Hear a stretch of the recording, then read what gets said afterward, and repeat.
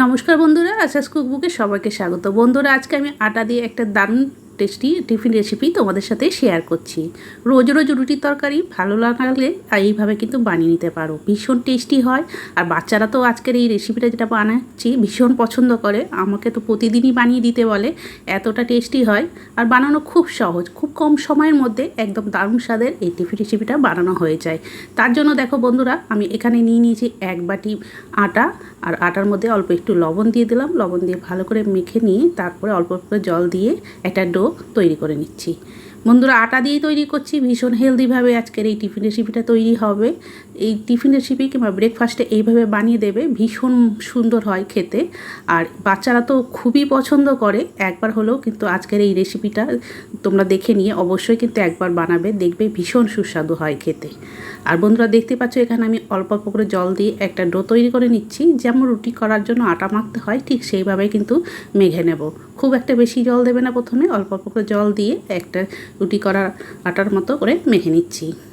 তবে যেসব বন্ধুরা আমার এই ভিডিও দেখছো অবশ্যই তোমরা লাইক দিয়ে পুরো ভিডিওটা দেখার অনুরোধ রইল। আর যদি কেউ নতুন বন্ধু হয়ে থাকো চ্যানেলটিকে কিন্তু অবশ্যই সাবস্ক্রাইব করে রেখো।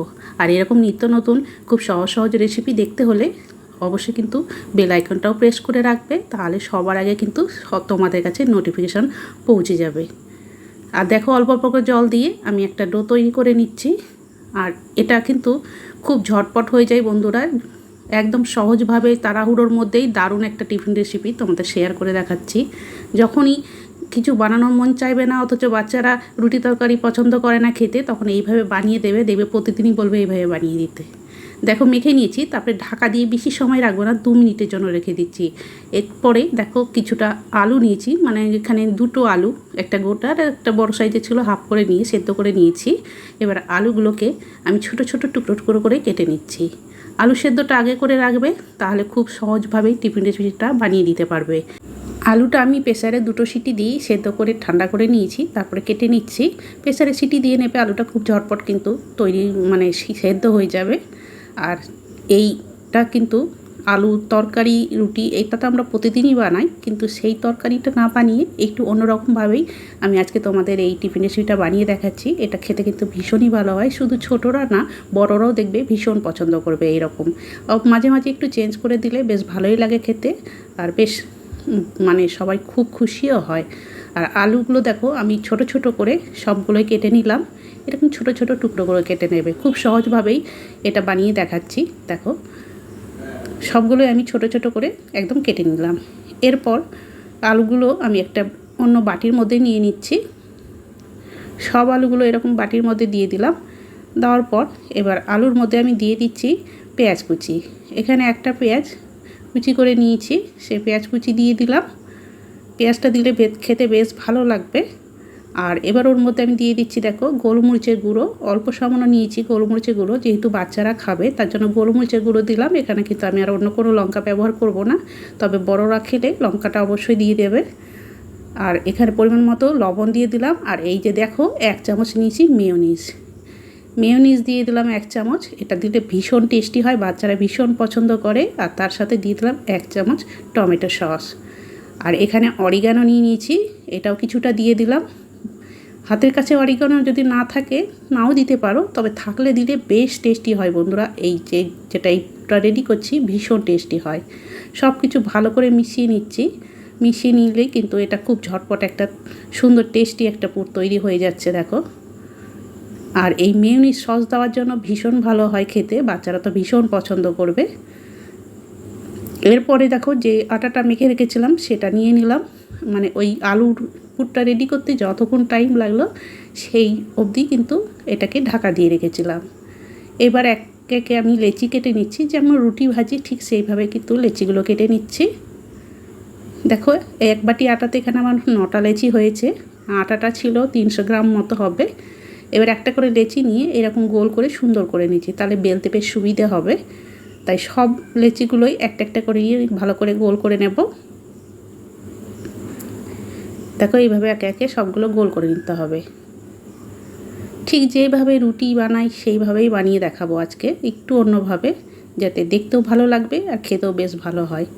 এরপরে দেখো রুটি বেলার জন্য ব্যালেন্সে কী হয় সেই নিয়ে নিলাম। এবার অল্প একটু শুকনো আটা ছড়িয়ে একটা করে লেচি নিয়ে যেমন রুটি বেলি ঠিক সেইভাবেই কিন্তু বেলে নেব। কোনো ঝামেলা নেই, খুব সহজভাবেই আজকের এই রেসিপিটা হয়ে যাবে। দেখো একটা যেমন রুটি বেলি ঠিক সেইভাবেই কিন্তু বেলে নিয়েছি। দেখো পাতলা করেই বেলে নিয়েছি একেবারে, ঠিক রুটি বেলার মতো করেই পুরো বেলতে হবে।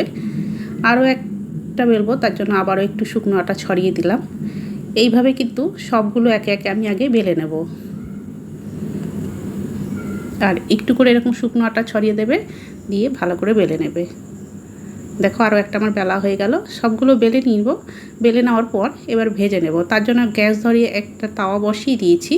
এবার তাওয়াটা গরম হয়ে যাওয়ার পর একটা রুটি দিয়ে দিলাম। এবার একদিকে একটু যখন হালকা সেঁকা হয়েছে তখন উল্টে দিলাম।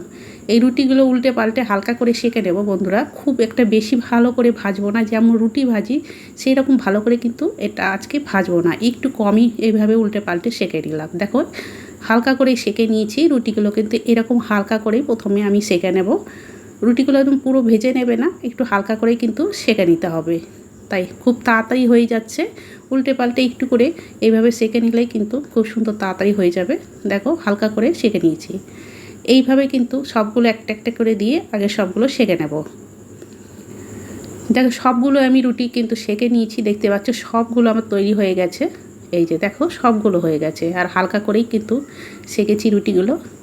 এইবার আবার ওই রুটি করার বেলন চাকি, সেই চাকিটা নিয়ে নিলাম, তার মধ্যে একটা রুটি দিয়ে দিলাম। দেখো এবার রুটিগুলো এইভাবে আমি পিচা কাটা নিয়েছি সেটা দিয়ে অল্প একটু কেটে দিলাম। দেখো এইভাবে কিন্তু কেটে দিতে হবে। চাইলে তোমরা চাকু দিয়েও কাটবে, যেটা যে কোনো জিনিস দিয়ে কাটবে তাহলে সুবিধা হবে কাটতে, কিন্তু এইভাবে কিন্তু অল্প করে প্রথমে কেটে দেবে। এইবার যে আলুর পুরটা রেডি করলাম সেটা এইভাবে এখানে কিছুটা করে দিয়ে দিচ্ছি। দেখো কিছুটা করে দেওয়ার পর এইবার এটাকে ফোল্ড করে দেব। দেখো এইভাবে ভাঁজ করে দিতে হবে এইদিকে, আর আরেকবার এইদিকে, তারপরে আবার এইদিকে। খুব সুন্দর একটা তৈরি হয়ে গেল ডিজাইনে। দেখো আর ভেতরে পুর আছে, বেশ সুন্দর কিন্তু তৈরি হয়ে গেছে। এই পকেট পিৎজা বলে এগুলোকে। আর বন্ধুরা তোমরা কিন্তু এখানে চিজও দিতে পারো এই আলুর সাথে, চিজ যদি হাতের কাছে থাকে। আমি তো অনেক সময় চিজ দিয়েও বানিয়ে দিই, কিন্তু আজকে আমার হাতের কাছে চিজ ছিল না, তার জন্য দিতে পারিনি। তাই মেয়োনিজ সস এগুলো দিয়েই বানিয়ে দিচ্ছি। এটা দিয়েও কিন্তু ভীষণ সুবিধে হয় আর ভীষণ টেস্টি হয় খেতে। আর চিজ থাকলে দেবে, সেটা তো বাচ্চারা আরও ভীষণ পছন্দ করবে। চিজ না থাকলেও এইভাবে বানিয়ে দেবেন, এটাও খেতে বেশ ভালো লাগে। দেখো আরও একটা তৈরি হয়ে গেল। এইভাবে কয়েকটা আগে তৈরি করে নিয়ে তারপরে এবার তোমাদের দেখাচ্ছি ভেজে। এরপর ভেজে নেব, তার জন্য আবারও ওই তাওয়াটাই বসিয়ে দিয়েছি গ্যাস ধরিয়ে। অল্প কিছুটা তেল দিয়ে তাওয়ার চারিপাশে এইভাবে ছড়িয়ে দিচ্ছি। খুব একটা বেশি তেল লাগবে না, অল্প তেলেই কিন্তু তৈরি হয়ে যাবে। একটু আগে চারিদিকে এইভাবে ভালো করে ছড়িয়ে দিলাম। এবার তাওয়াটা যেই গরম হয়ে গেছে, যেগুলো তৈরি করলাম এবার একটা একটা করে আমি দিয়ে দিচ্ছি। দেখো এইভাবে প্রথমে আমি 3টে দিয়ে দিচ্ছি। 3টে দিয়ে এবার কিছুক্ষণ রেখে দেব। আর গ্যাসের হিটটা কিন্তু মিডিয়াম টু লোয়ে রাখবে। মিডিয়াম টু লোয়ে রেখেই কিন্তু এটাকে উল্টে ভেজে নিতে হবে। দেখো একদিক রেখে দেওয়ার পর কিছুক্ষণ পরেই উল্টে দিচ্ছি। আর অল্প তেলেই ভাজছি, তার জন্য কিন্তু মিডিয়াম টু লোয়ে রাখবে, তাহলে খুব সুন্দর ভাজা হবে। আর আরেকদিক উল্টে দিয়ে আরেকদিকে ওইরকম উল্টে ভেজে নেব। দেখো দুই দিকে দেখো উল্টে দিলাম, দুদিকে হালকা করে কিন্তু খুব সুন্দর ভাজা হয়ে গেছে। বন্ধুরা এইরকমভাবে ভেজে দেবে, ভীষণ সুস্বাদু হয় খেতে। একবার বানিয়ে দেখো, দেখবে ভীষণ ভালো লাগে খেতে। বাচ্চারা তো প্রতিদিন বায়না করবে এইভাবে বানিয়ে দেওয়ার জন্য। আর এইভাবে বানিয়ে দিলে বাচ্চাদের টিফিনেও কিন্তু খেতে বেশ সুবিধা হবে, আলাদা করে কোনো তরকারি লাগবে না। এইভাবেই কিন্তু দিয়ে দিলে বেশ সুন্দর ওরা টিফিন বক্স খালি করে চলে আসবে।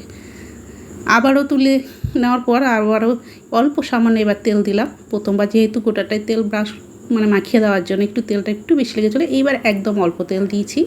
তারপরে আবারও দিয়ে দিচ্ছি। খুব বেশি তেল লাগবে না, অল্প সামান্য তেলেই কিন্তু উল্টে পাল্টে হালকা করে ভেজে নিলেই কিন্তু এগুলো তৈরি হয়ে যাবে। ভীষণ সুস্বাদু আজকের এই টিফিন রেসিপি। তোমরা যদি কেউ বানিয়ে থাকো তারা তো জানো ভীষণ টেস্টি হয়, যদি কেউ না বানিয়ে থাকো অবশ্যই কিন্তু এইভাবে বানিয়ে দেখো। এইভাবে কিন্তু উল্টে পাল্টে এগুলোকেও ভেজে নেব। ভেজে নেওয়ার পর এইবার দেখো আমি একটা প্লেটে সার্ভ করার জন্য নিয়ে নিয়েছি। আর দেখো কতটা সুন্দর হয়েছে, ভীষণ ভালো হয় খেতে। তোমরাও কিন্তু অবশ্যই এইভাবে বানিয়ে দেখো। তাহলে বন্ধুরা আজকের আমার এই টিফিন রেসিপি তোমাদের কেমন লাগলো কমেন্ট করে কিন্তু অবশ্যই জানাবে। ভালো লেগে থাকলে ফ্রেন্ডস আর ফ্যামিলির সাথে বেশি বেশি করে শেয়ার করে দেওয়ার অনুরোধ হলো। আর বন্ধুরা এখনকার হাইপ অপশান আছে, অবশ্যই তোমরা কিন্তু একটা করে হাইপ করে দিও। আর যারা যারা এতক্ষণ আমার সাথে ছিলে সবাইকে অসংখ্য ধন্যবাদ জানাচ্ছি।